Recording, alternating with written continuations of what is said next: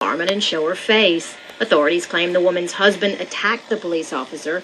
Muslim groups say the police were disrespectful and provoked the altercation. The man was arrested, which sparked protests that degenerated into violence. Once again, France watched on the nightly news as one of its largely immigrant working-class suburbs exploded. Used through rocks and fireworks, the police responded with rubber bullets. Cars were set ablaze, helicopters hovered overhead, violence erupted again on Saturday night, several officers and an adolescent were injured and 6 people were arrested. Today, French Interior Manuel Valls went to the town of Trappes.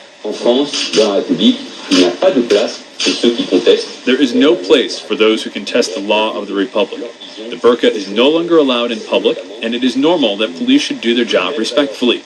No community can impose its own will. Valls called secularism one of the most beautiful values of the French Republic.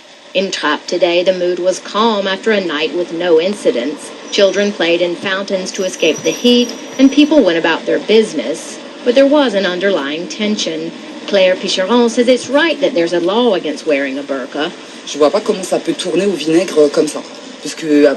But I don't understand how an ID check could have turned so wrong. I believe this woman, who says her husband was treated badly. We know how some of these police act. It's sad. It's like a bad movie sometimes. The law against a full body and face covering veil went into effect in 2011 under President Nicolas Sarkozy.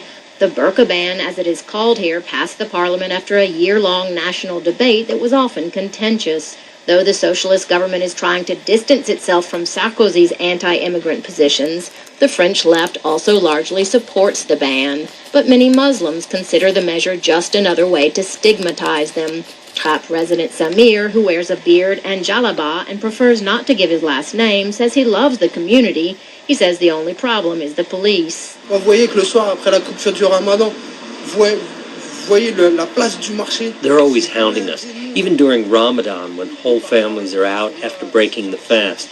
These dogs are provoking us with constant ID checks and pushing us to move along.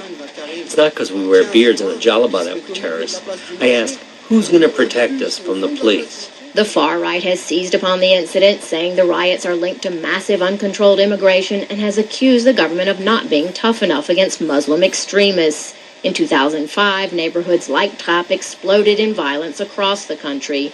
Analysts say the government wants to avoid at all costs a repeat of that kind of unrest. Today, a court gave 3 of the 6 youths arrested over the weekend 6-month prison sentences. Eleanor Beardsley, NPR News, Paris.